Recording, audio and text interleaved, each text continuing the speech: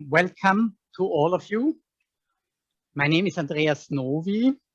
I'm professor at Vienna University of Economics and Business and president of the International Karl Polanyi Society. We are here at WU, the Vienna University of Economics and Business, which hosts the International Karl Polanyi Society, honoring Karl Polanyi and his broad approach to understand the economy as embedded in society and biophysical processes. It was Kari Polanyi-Levitt, daughter of Karl Polanyi and Ilona Tuchinska, which inspired us with our initiative. Kari was born in Red Vienna in 1923. She left the city in 1934 due to Austro-Fascism, but she continued her attachment to her place of birth. And it was her insistence that first in 2018, the International Karl Polanyi Society, the IKPS, was founded at the Institute for Multilevel Governance and Development at WU, with Kari Polanyi-Levitt as honorary president. And in 2021, due to the initiative of Bernhard Kittel, professor at University of Vienna, 3 universities, the University of Vienna, Central European University, and Vienna University of Economics and Business, set up the Vienna Karl Polanyi Visiting Professorship. Together with Vienna Adult Education Center, an old institution of popular education, which had Karl Polanyi as one of its teachers, and supported by the Vienna Chamber of Labor and the City of Vienna, we invite a distinguished scholar as visiting professor every semester. The 2 first visiting professors were Nancy Fraser and Fred Block. The Vienna Karl Polanyi Visiting Professorship brings outstanding international scholars to Vienna to deepen our understanding of ongoing transformations, a challenge which gained in importance with the pandemic and the Ukrainian war. While the Austrian school of Ludwig Mises and Friedrich Hayek has led to an overtly simplistic understanding of a market economy and has increased inequality and social polarization over the last decades, the Hungarian-Austrian Viennese citizen of the world, Karl Polanyi, has dedicated his life to promoting economic systems that serve human cooperation and solidarity, to put the economy in its place, and this place is to sustain a good life for all, but as we know today, without trespassing planetary boundaries. Today we are here to honor the 3rd Vienna Karl Polanyi professor, Ayşe Buğra, Professor Emerita at Bogazi University and Atatürk Institute for Modern Turkish History in Istanbul. To begin this ceremony, we are very happy to welcome Dani Rodrik for the first few words. Dani Rodrik has been in Vienna in 2019, opening our large Polanyi conference in a public event in which Ayşe Buğra participated as well as a discussant. And I've learned that this has been the last time that Professor Buğra has left Turkey before returning to Vienna this week. I assume that most of you know Dani Rodrik, as he is one of the most outstanding economists worldwide. For those not knowing him, he was born in Turkey and was one of the first critics of current hyperglobalization. He is a Ford Foundation Professor of International Political Economy at Harvard's John F. Kennedy School of Government. He's currently president of the International Economic Association and co-director of Economics for Inclusive Prosperity. Dani Rodrik, please, we are looking forward to your welcome address. Hello, good afternoon to everybody, or I should say good evening. It's a great pleasure for me to be with you, albeit virtually. Thank you, Andreas, for the introduction. Even though I cannot see her, I want to also say a word of congratulations to Professor Buğra for her very well-deserved appointment to the Karl Polanyi. Can you see her now? I can see her now. Thank you. It's wonderful to see you, Ayşe. I'm sorry I cannot be with you, but I'm sure everybody in the audience and everybody who's listening to this virtually is in for a treat, because I really cannot imagine anybody better to be giving this talk with her deep expertise on the relationship between economy and society, her work on social policy, her work on business-government relationships, and of course her deep knowledge of Karl Polanyi's work. She's really the ideal person to help us interpret these changes in our world economy and our political situation. As I think she will lay out for us, our expectations for the world that the market liberalism or market fundamentalism would have led us down a path of benign universalism, where all the good things would happen and societies would converge not only in their economic institutions, but also in a benign manner towards greater human rights, greater democracy. That has not come to pass. And of course, Karl Polanyi's work speaks very deeply to that issue. The question before us is, how can societies assert their difference, their desire to construct their own preference, their own institutions, but in a way that doesn't fall prey to ethno-nationalism, xenophobia, to cultural essentialism, that they can be true to human rights and democracy while asserting their difference. That's the kind of world that we would want to look forward to.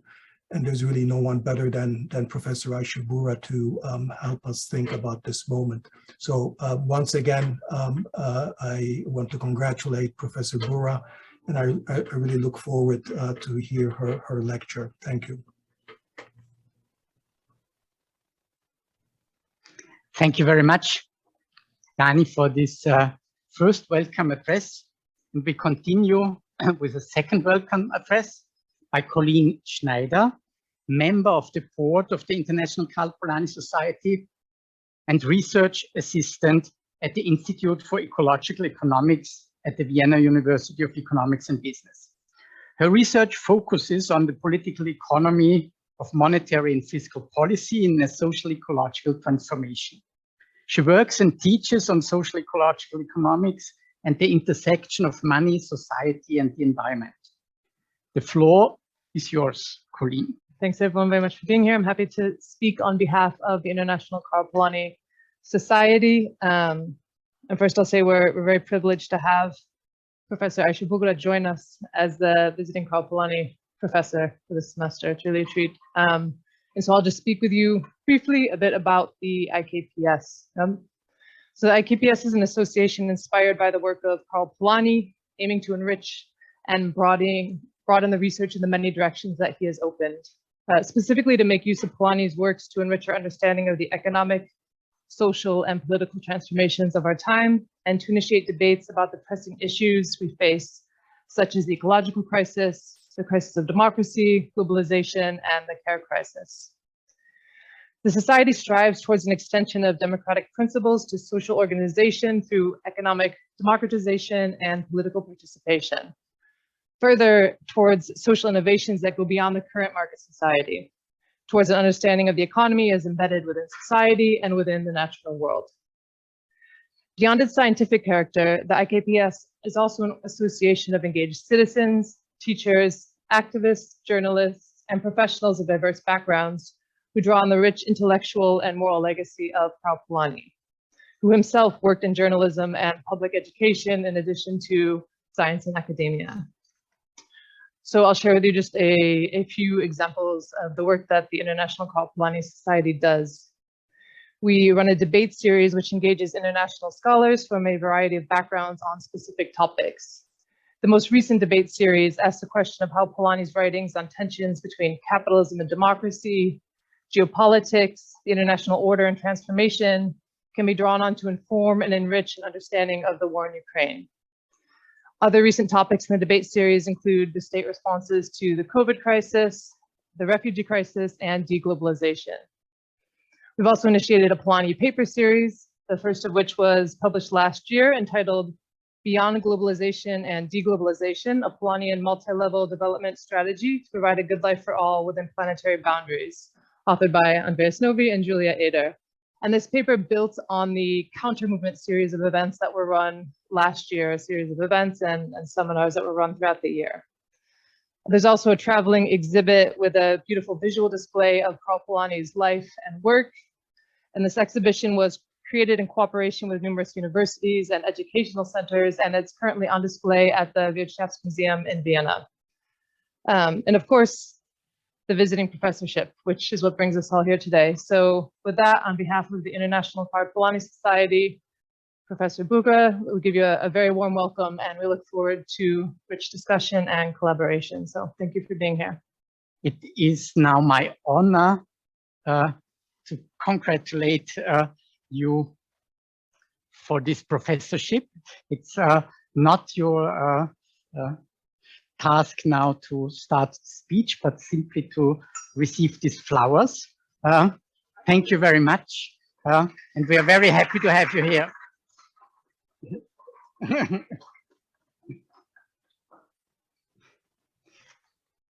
Yeah, and that means that we can proceed to the Laudatio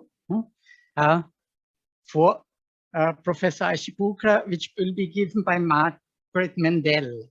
She's an economist, distinguished professor emerita at Concordia University and director of the Karl Polanyi Institute of Political Economy at Concordia University, which she co-founded with Karl Polanyi Levitt in 1988.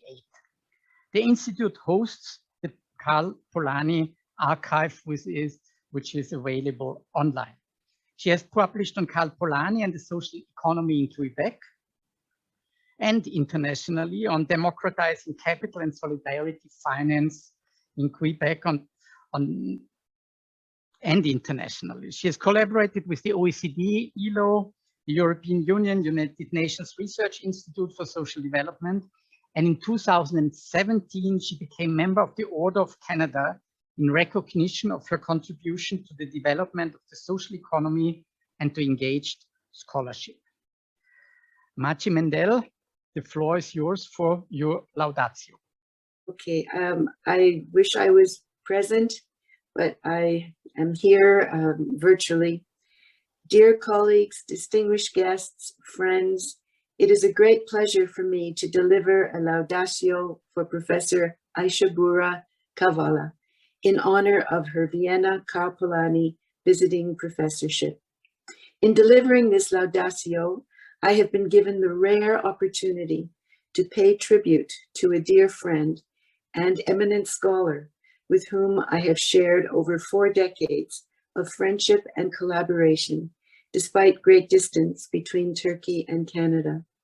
I am very grateful to be able to add a few personal reflections as one is permitted in giving a Laudatio. Ayşe Buğra completed a master's degree in economics at Laval University in Quebec and came to McGill University in Montreal to pursue her doctoral studies. We were both PhD students in the economics department at McGill in the late 1970s and early 1980s. I mention this both because this was the beginning of a long friendship, but also as I believe we were part of the last generation of graduate students in an exceptional intellectual environment, which sadly disappeared from our department and many, if not most, economics departments soon after we completed our PhDs. Ayşe Buğra's interests in economic development labor economics, technology, and the history of ideas were nurtured in an economics department steeped in the tradition of political economy and the importance of debate on different perspectives and methodologies.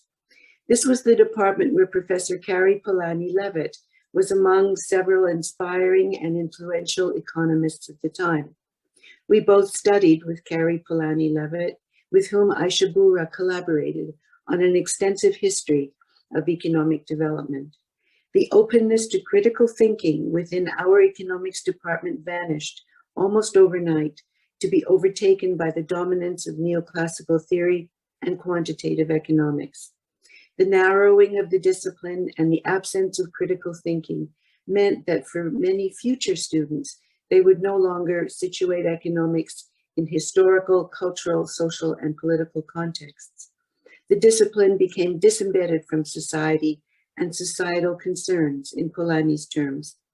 Indeed, times have changed, and there are advances in economic theory that have not restored a political economy framework, but are increasingly recognizing the limitations of the dominant paradigm.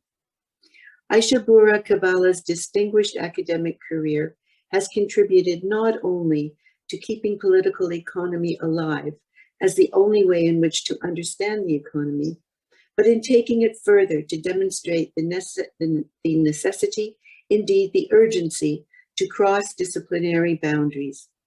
In her earlier work on economic development, later work on business history, and more recent work on social policy, she has brought the discipline of economics back to its political economy roots and extended these roots to incorporate the social sciences more broadly, the humanities, and business studies. Her current work, which will be the subject of her keynote address, strikes hard against the danger to democracy, freedom, and equality of greater insularity as perceived threats of universal values give way to cultural politics in many countries and regions. In her talk today, Ayşe Buğra will share her analysis of the danger of cultural divisiveness for humanity and the urgent need for universalism to stop this inward destructive trend in so many parts of the world. The threats to democracy and the rule of law dominate the discourse and politics of repression of dissident voices within countries and the demonization of countries as external enemies, undermining cultural identity. Professor Buğra will elaborate on this in her keynote address. Ayşe Buğra-Kavala's career spans over 4 decades of distinguished scholarship, research, public engagement, and teaching. She is currently Professor Emerita, Boğaziçi University in Istanbul, and affiliated researcher at the Social Policy Forum at the same university, where she was founding director from 2004 to 2017. She was also director of the Center of Comparative Institutional and Economic Change for a decade, from 1994 to 2004. She held a number of other administrative positions, including Vice Dean of the Faculty of Economics and Administrative Sciences and Vice Chair of the Department of Economics, all demonstrating her longstanding commitment to her university. Ayşe Buğra has authored and co-authored 11 books, 5 in English and 6 in Turkish. Her numerous articles have appeared in English, Turkish, and in French. Her many publications on social policy and Turkey's welfare regime demonstrate her continued concern with inequality. Her research on social policy is also the basis for several reports she has published on these issues in Turkey, internationally, and for international organizations such as the United Nations Development Program over the years. She has contributed to an international public dialogue on social policy through various means, including her role as a non-government expert in a European Community Action Program to combat social inclusion on the fight against poverty and social exclusion in Turkey from 2004 to 2006, and a more recent 4-year collaboration with the European Union Horizon 2020 project on towards a European theory of justice. I note only a few selected engagements to demonstrate Ayşe Buğra's commitment to research and policy discussions outside the walls of the university, in policy forums in Turkey and beyond, and her participation in critical public debates. Cutting across her applied research are her numerous theoretical contributions to the history of economic ideas, to economic history, and to a better understanding of the politics driving today's realities in her own country and abroad. And of course, and not the least, her contributions to Polanyi studies. Ayşe Buğra translated The Great Transformation into Turkish in 1986 and led both to an introduction and a revival of interest in the work of Karl Polanyi in Turkey. In addition to numerous publications, she organized the 10th International Karl Polanyi Conference at Boğaziçi University in 2005 and co-edited a volume of selected papers presented at this conference, Reading Karl Polanyi for the 21st Century, Market Economy as a Political Project, published by Palgrave Macmillan in 2007. Ayşe Buğra has given public lectures and seminars in Turkey and abroad. Most recently, she engaged with Professor Joseph Stiglitz as a discussant of his paper and presentation on the new poor. The breadth and range of her presentations reflect her deep understanding, but also her questioning of the realities of contemporary society from the lens of social policy to larger inquiries, such as the relevance of Karl Polanyi in the era of neoliberalism, and her analysis of Hayek and Polanyi on choice and inevitability, delivered at the 13th International Karl Polanyi Conference in 2013. She has conducted numerous seminars and presentations on the work of Karl Polanyi internationally, both through the lens of Turkish reality and more broadly across societies and cultures. Professor Buğra's distinguished academic career and contributions to scholarship have been acknowledged by several awards and distinctions. I name a few. In 1995, she received the National Sedat Simavi Award for her book, State and Business in Modern Turkey. In 2000, she was honored by her university with an Academic Achievement Award, and again in 2018, when she received the Abdallah Quran Outstanding Service Award. In 2016, Ayşe Buğra received the World Academy of Science Celso Furtado Prize for the Social Sciences, named after the development economist we first encountered in our studies at McGill University. The title of her acceptance speech, Social Policy and Problems of Peaceful Coexistence in Contemporary Societies, resonates with the concerns she will raise today in her keynote address. A very significant award by PEN Turkey, the Duyu Asena Award, named after a Turkish journalist, was given to Ayşe Buğra Kabala recently in 2021. For those of us who know Ayşe well, her great love of literature has been a very important part of her life. At no time has this been more evident and more extraordinary than in the last 4.5 years and the ongoing unjust imprisonment of her husband, Osman Kavala. These long stolen years will never be returned to either of them, but in this time they have read and discussed books together through correspondence and during limited visiting times. As written, the PEN Award recognizes Ayşe Buğra's courage and dignity throughout this very difficult time. Among her recent works, the COVID-19 pandemic, prospects for the international political economic order in the post-pandemic world, in New Perspectives on Turkey, she raised the question whether the pandemic would lead to greater cooperation between countries. Has the hope for this outcome been eclipsed by the domination of cultural identity and resistance to international cooperation and coordination? We will learn more from Professor Buğra today. I will end as I began on a personal note. It is surely a very rare and privileged opportunity to pay tribute to someone with whom you have shared a very long friendship. And so I thank the International Karl Polanyi Society for inviting me to give this Laudatio. It is also exceptional to live in different contexts in Canada and in Turkey, and to work, among other things, towards creating and developing Polanyi studies, to contribute to broadening the influence of Karl Polanyi in the social sciences and humanities, and to an ongoing dialogue on the relevance of his work for a better understanding of contemporary society. Ayşe Buğra is a member of the advisory board of the Karl Polanyi Institute at Concordia University in Montreal, the home of the Polanyi Archive.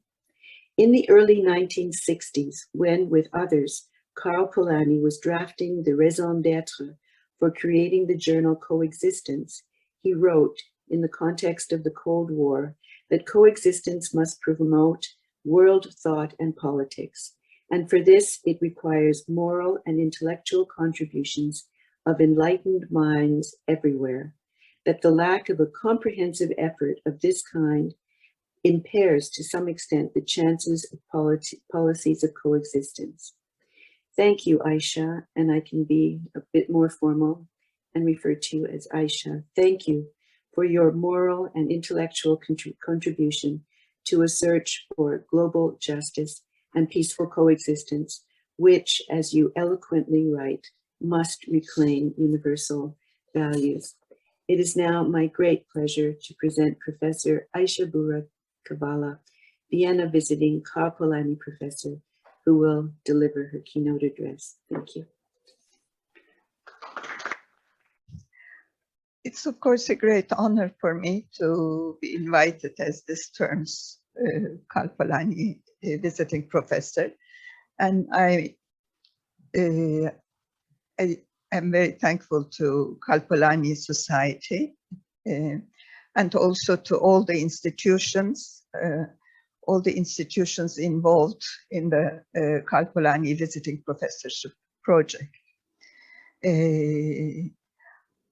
It is wonderful to be with Dani and Margie, even on screen.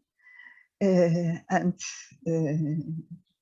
I'm very thankful to them for their friendship and for their generous comments on my work. I'm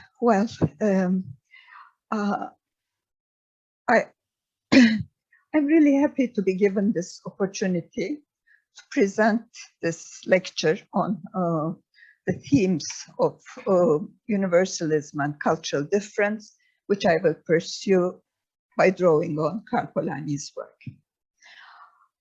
I should perhaps add that these themes, universalism and cultural difference, have a personal significance for me. I live and work at the periphery of the Western capitalist world, and I don't know whether my country can be considered as part of Western civilization, but still I find it difficult to talk about universalism, universalist ideals of democracy and freedom as an outsider. So this is a talk from the periphery, but not a talk from an outsider. Okay. The subtitle of The Great Transformation, of Polanyi's The Great Transformation, is The Political and Economic Origin of Our Times. As most of you know, the book was published in the beginning of the post-Second World War period, and it explored the historical background to the emerging post-war international order in an analysis of the nature and the contradictions of the 19th century market society.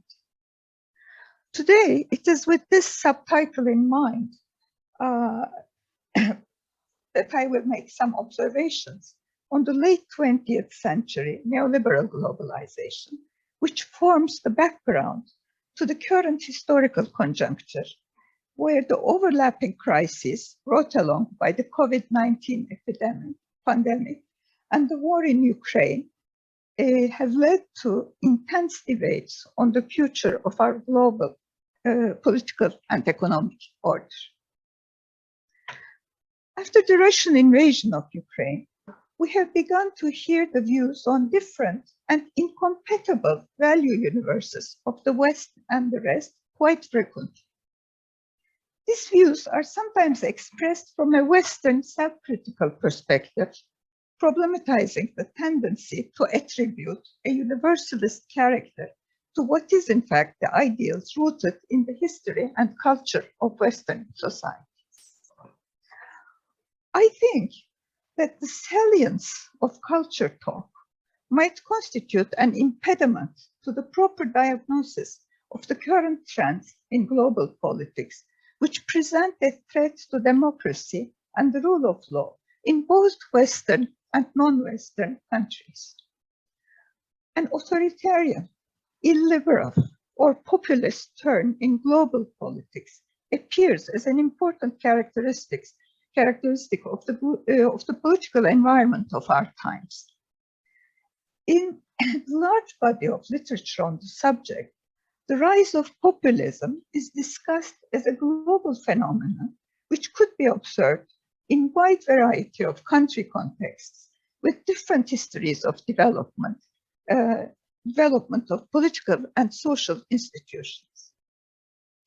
It has been described as an exclusionary identity politics, characterized by similar discourses insisting on culture and identity, and using narratives of history which refer to both victimhood and superiority to sustain the defense of the integrity of the country's civilization against external and internal enemies of the nation. The evolution of this kind of culturalized politics toward a form of authoritarian right-wing nationalism with an increasingly uneasy relationship with representative democracy and peaceful coexistence within and between countries now constitutes an anxiously discussed international problem. So how did this happen? What is behind this disturbing global trend in politics? As I said, attempts to examine this challenge of culturalized politics and the ways of responding to it with an approach formulated also in terms of cultural difference are not likely to be very useful. What might perhaps be more useful is a different approach where the illiberal turn in global politics is examined with reference to the ideological environment of the late 20th century economic globalization. I will insist on an apparent contradiction between the denial and the affirmation of diversity, which marked the ideological context of neoliberal global capitalism. On the one hand, the idea that there is no alternative to the market economy dominated the economic policy environment, leaving very little room for diversity in economic institutions and policies. At the same time, culture was attributed a crucial role in the analysis of society and politics within the cultural term. This analysis included Huntington's dismal prediction of a geopolitical environment characterized by the clash of civilization, or the views on alternative modernities, where social and political relations and institutions are shaped differently from those in Western countries, Western democracies. Other trends situated in the cultural turn, such as multiculturalist approaches, came with normative positions more compatible with a liberal outlook on social and political relations. But with their emphasis on the role of culture in defining individual identity and social belonging, they have also constituted the loss of appeal of universities. This global environment, where the standardization of economic institutions went together with the emphasis of cultural difference, was marked with a strong sense of inevitability, brought along by the idea that there is no alternative to the market economy, and cultural difference is a historically given reality. I think that this sense of inevitability undermined the ability to act upon and restructure social institutions and relations by means of political competition and negotiation.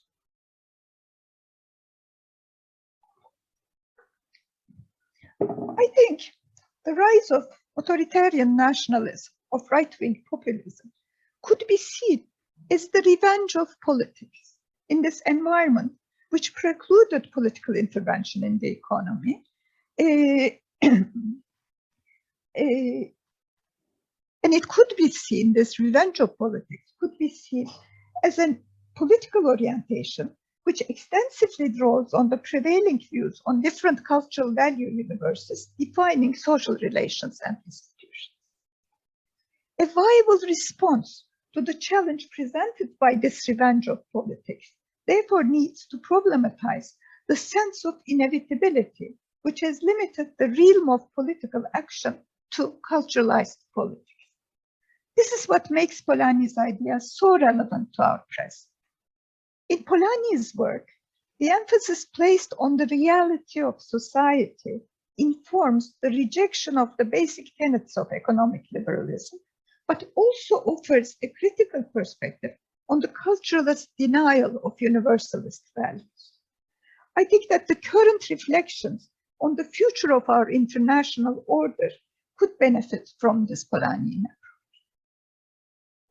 Now, if we think of the Great Transformation and the opening sentence of the Great Transformation, which announces the collapse of the 19th century civilization, we can really see what Polanyi thought about the 19th century market economy and what followed after it. After this first sentence, the opening sentence, Polanyi writes that the key to the system of the 19th century civilization lay in the laws governing the market economy. And he discussed the type of economic organization which characterized the 19th century globalization as a historical aberration, a stark utopia incompatible with human society. Polanyi's analysis of the incompatibility of the market economy with the reality of human society is based on his criticisms of the economic liberal perception of society, where the economy, seen as an autonomous domain, spontaneously emerging and functioning according to its natural laws, is separated from politics. In his discussion of the 19th century market economy, Polanyi shows that there was nothing spontaneous about the emergence and development of this market-dominated economic order. It was put in place by deliberate policy intervention to sustain the expansion of markets to areas which were previously outside the orbit of exchange relations. It was by legislative action that labor, land, and money have come to be treated as commodities, and their commodity treatment presented a deadly nature to the human and natural substance of the society, as well as to the productive organization. While the emergence of the market economy was not the outcome of a spontaneous process, the rise of a defensive reaction in all societies that were called upon to submit to the forces of the market was indeed spontaneous. Polanyi introduced the concept of the countermovement to discuss this defensive reaction, which was universal, but its political channels of expression had different society-specific forms. It is now possible to observe that the economic order of our contemporary neoliberal capitalism in many ways resembles the 19th century civilization whose collapse was announced by Polanyi. Economic liberalism, in Polanyi's words, the organizing principle of a society engaged in creating a market system, has once again become a defining feature of the ideological environment. An extensive process of institution building and policy design also accompanied the emergence and development of neoliberal capitalism, which has emerged through the dynamics of the 20th century, late 20th century globalization. The international institutional mechanisms of regulation, which characterized the Bretton Woods system put in place after the Second World War, were replaced by new ones designed to sustain the global reach of the market economy. Policies of deregulation, privatization, and liberalization of trade and finance were implemented in all countries. Forms of economic organization and labor market relations have undergone radical changes. The impact of socioeconomic changes brought along by the new policy orientation was especially strong in former communist countries and in developing countries with national developmentalist regimes that were being inserted in the global market economy. These countries were expected to implement the same set of market reforms following the blueprints presented by international financial organizations in conformity with the basic tenets of the transition paradigm. The policy objectives were defined by the given path to the market ideal, and the term transition has had to undermine challenges facing the countries undergoing massive socioeconomic transformations. Transition paradigm focused on the contrast between the plan and the market, or state regulation and free enterprise, and as such, it offered an exercise in comparative statics rather than a dynamic analysis of socioeconomic. Okay, Peter. Can you see? Okay, sana kung Apple yan ang touchscreen. However, it was not only in the countries in transition that the place of the economy in society was changed by the new policy orientation. If you go down the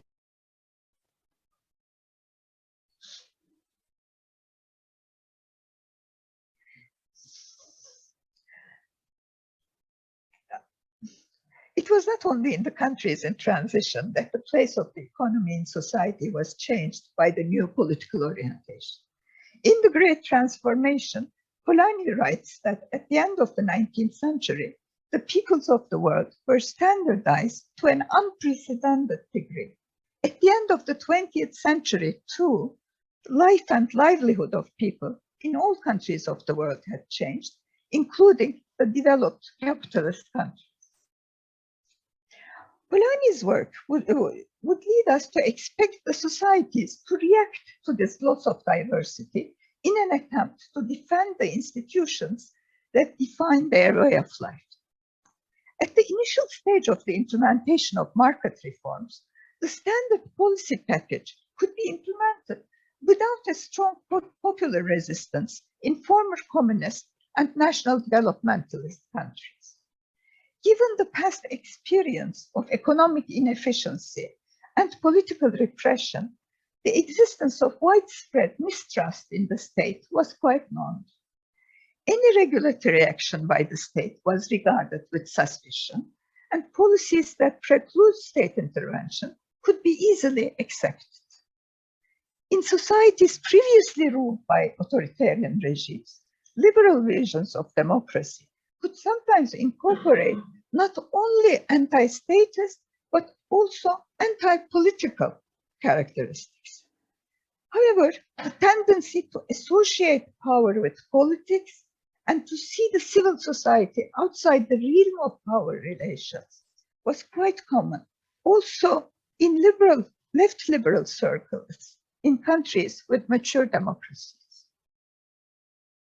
When rising inequality, precariousness of work and income, and the feelings of insecurity and anxiety became a reality of people's lives in all societies, where the nation state could no longer be relied upon to contribute to social cohesion by redistributive policy action, the self-protection of society began to find an expression in the political arena. The political vacuum left by the demise of socialism was being filled by the affirmation of cultural difference and identity as a salient theme in the rise of a new political orientation in global politics. In a critical essay on the notion of alternative modernity, Arif Dirlik wrote that what is most remarkable with hindsight is that the cultural turn came in the midst of a headlong flight globally from a century-long search for distributive and political justice. After making a similar observation, Zygmunt Bauman has written that the two developments, the collapse of communal distributive claims, and more generally, the replacement of the criteria of social justice by those of respect for difference reduced to cultural distinction, and the growth of inequality running wild are intimately related. There's nothing incidental about this coincidence. Setting claims for recognition from their redistributive content allows the growing supply of individual anxiety and fear generated by the precariousness of a liquid modern life to be channeled away from the political arena, the sole territory where it could crystallize into redemptive action and could therefore be dealt with radically by blocking its societal sources. Yeah, that's a striking statement, but it might be perhaps more important to situate the current homelessness of the demands for redistributive justice in the changing character of the political arena itself. The quest for social belonging still takes place in the political arena and finds a response in culturalized politics. This is a response which does not offer people redistributive justice, but it offers them a place in a community with its historically given cultural way of life. As Anne Phillips has written, economic inequality has certainly fallen into disuse, tainted as it is by the failures of socialism and made to seem hopelessly out of kilter with celebrations of diversity and choice. This, she has argued, has constituted an impediment to the development of a more comprehensive view of proper institutional structures required for democratic societies. The trend toward the culturalization of politics has been an integral component of neoliberal ideological environment, cutting across the accustomed divide between right and the left. The liberal form of identity politics in multiculturalist approaches, such as those of Charles Taylor or Wilkin Liddell, has been quite influential in left-wing politics, and this has led to some critical views on the possibility of a non-universalist socialist orientation.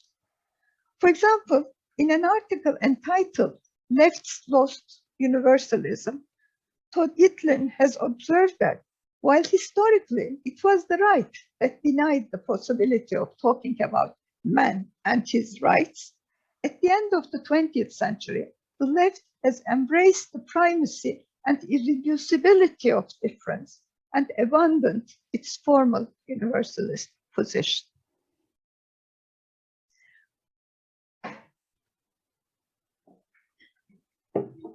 Already in the 1990s, we find Eric Hobsbawm discussing the limited chances of success of a non-universalist left-wing position in democratic politics. Hobsbawm has argued that a political party in a position to stand for representative democracy has to appeal to common values and interests, and the only form of identity politics which is based on common appeal is citizen nationalism. He has written that the right has always claimed to monopolize this and still manipulates it. This argument has in fact been vindicated by the rise of nationalisms, right-wing nationalisms, that have successfully used anti-universalist discourses to legitimate deviations from democracy. This is clearly reflected in some popular debates on China as a civilizational state. It has been argued, for example, that China, and I quote, China is a civilization state rather than a nation state, because for over 2 millennia, the Chinese thought of themselves as a civilization rather than a nation. A shared historical imagination of the unity, cohesion, and integrity of Chinese civilization supersedes differences among people, and the Chinese see themselves as belonging to one race, one culture, and one state. What becomes clear in these civilizational debates is a tendency to see a society as a cultural community, which seeks to preserve its integrity, not only by affirming its difference, but also emphasizing its unity within its borders. It is this emphasis of both difference and unity which underlies the non-universalist element, which could also be found in other types of culturalist politics, and entails the risk of providing legitimacy to repressive authoritarian politics. This is where the ideas of Polanyi on the reality of society become relevant for the contemporary setting of global politics. In Polanyi's work, the term culture refers to the ways of life that characterize a given society, and it's natural that societies would react against the disruptive influence of market forces on these ways of life. The idea that man is a social being is central to Polanyi's work. The individual exists only as part of the society, which is more than the sum of its constituting individuals. The survival of society requires a certain conformity to social norms and loyalty to the state. How could then the problem of reconciling personality with society be solved without denying the possibility of individual freedom? In a lecture entitled Economic History and the Problem of Freedom he gave in 1949, Polanyi defined freedom as concrete institutions, civic liberties, freedoms in the plural, the capacity to follow one's personal conviction in the light of one's conscience, the freedom to differ, to hold views of one's own, to be a minority of one, and yet to be an honored member of the community in which one plays the vital part of the deviant. Freedom, in other words, has to do with non-conformity, with the possibility of non-conformity. But it is the freedom of individuals as social beings. The reality of society is something to which one has to resign oneself and uphold the claim of freedom in spite of it. As Polanyi asks in the last chapter of The Great Transformation, entitled Freedom in a Complex Society, given the knowledge of the reality of society, is freedom an empty word, a temptation designed to ruin man and his works? Or can man reassert his freedom in the face of that knowledge and strive for its fulfillment in society without lapsing into moral illusions? This anxious question sums up the condition of man. In his attempt to answer this anxious question, Polanyi insists on the institutional fabric of the society, which denies or allows room for the expansion of individual freedom. The individual cannot be isolated from the society.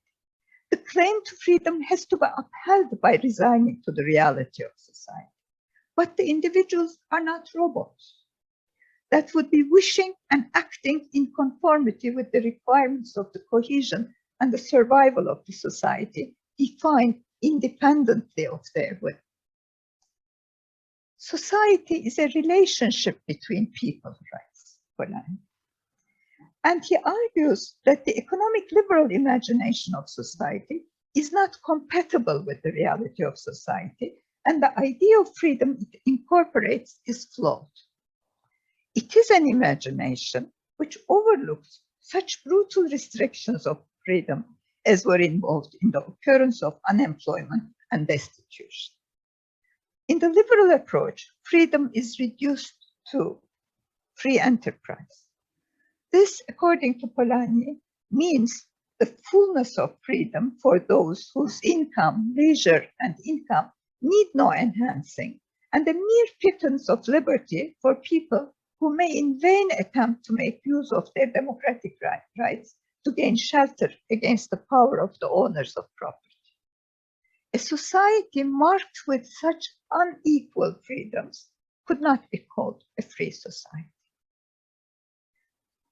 The discussion presented in the article of the essence of fascism complements the chapter on freedom in society, freedom in a complex society, in a particularly useful way by revealing the importance of the idea of equal freedom in Polanyi's work and, relatedly, the modernity of his thought. In the essence of fascism, Polanyi writes that fascist corporative state is a condition of things in which there is no conscious will or purpose of the individual concerning the community, nor a corresponding responsibility of the individual for his share in it. According to Polanyi, neither such a will nor such a responsibility can pass from our world altogether as long as we continue to conceive of society as a relationship between persons.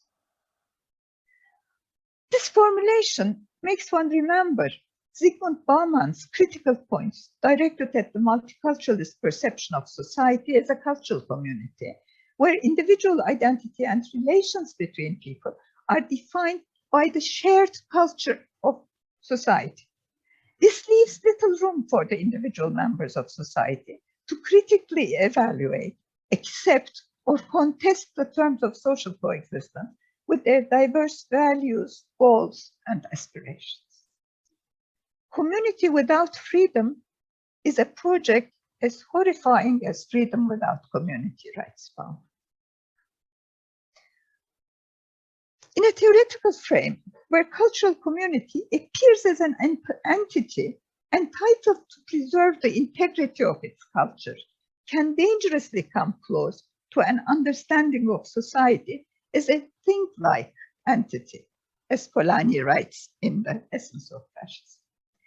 Individual differences melt and disappear in society, whose structural order is shaped independently of the politically articulated and negotiated ideas and interests of its members.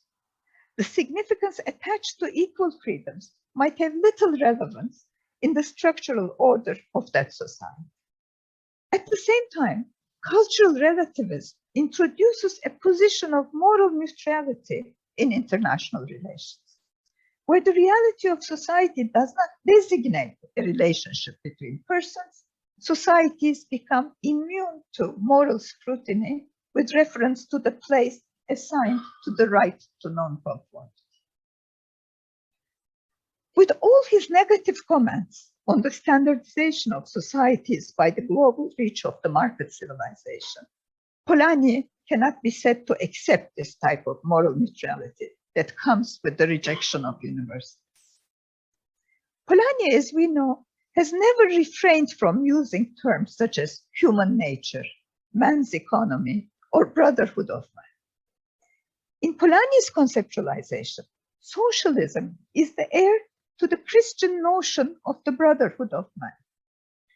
Here, the emphasis on Christianity introduces a religious element that might vindicate a non-universalist position.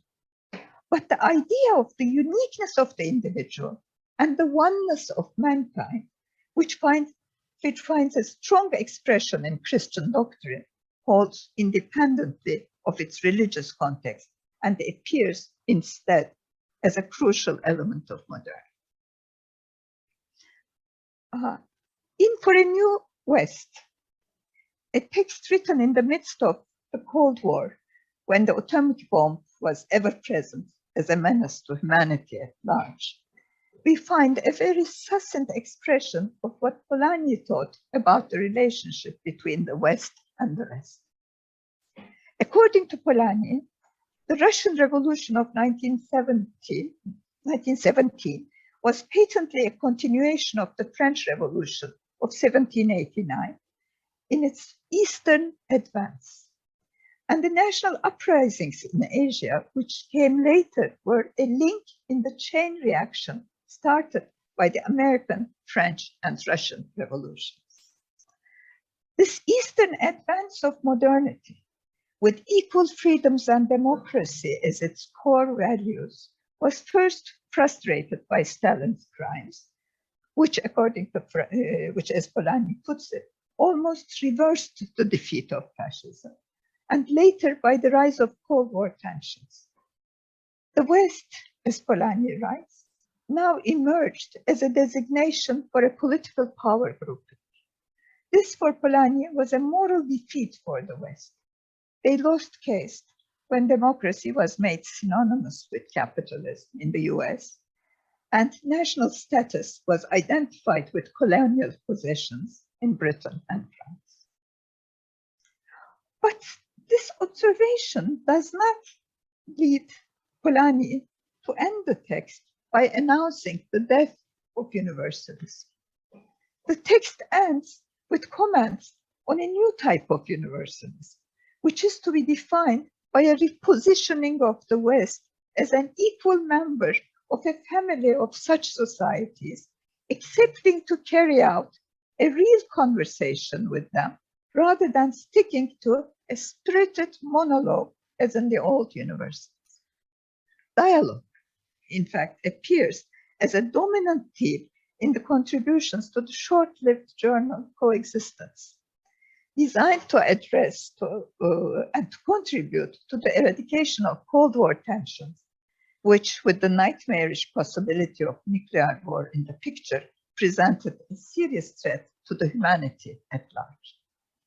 The contributors to the Coexistence were debating the political issues which define different methods of group decision-making, compatible or not with democracy. The debate was about political systems with their accompanying economic institutions, but the Coexistence project was basically an attempt to reach a common understanding between societies with different political and economic systems in capitalist and socialist countries. And the debate was closely linked with the question of values, which also had to be included in the dialogue to establish a basis of trust.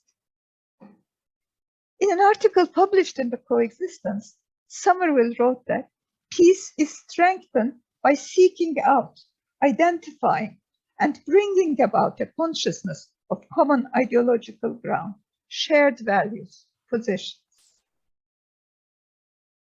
Polanyi was fully aware that different countries constituting the family of societies are not isolated from each other. Neither are they fixed in their culturally informed aspirations. All societies have the capacity to reflect on their terms of coexistence within their boundaries and in international relations. For Polanyi, the fact that societies are entitled to remain different did not mean that they are entitled to refuse dialogue with other societies. I believe that he would be in agreement with the way Arif Dirlik formulated his critical assessment of the idea of alternative modernities. And I quote Dirlik: "The self-representation of Euro-modernity may be self-serving, ideological, or illusory, but there is no denying either the profound changes the world has gone through over the past 3 centuries, or the transformations of self-consciousness that these changes have brought along. In a global, Euro-modernity has also opened up vistas of human possibilities that by now are a common legacy of peoples globally.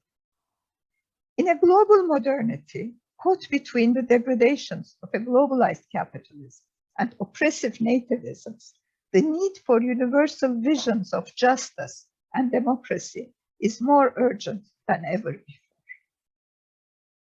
In the beginning of my talk, I said that the ideological environment of our neoliberal global capitalism has been marked by a strong sense of inevitability stemming from the faith in the market economy and the belief in the historically given cultural differences between societies. Polanyi's challenge to this crippling sense of inevitability is closely related to his insistence on the importance of institutions that could be designed with human will and reason.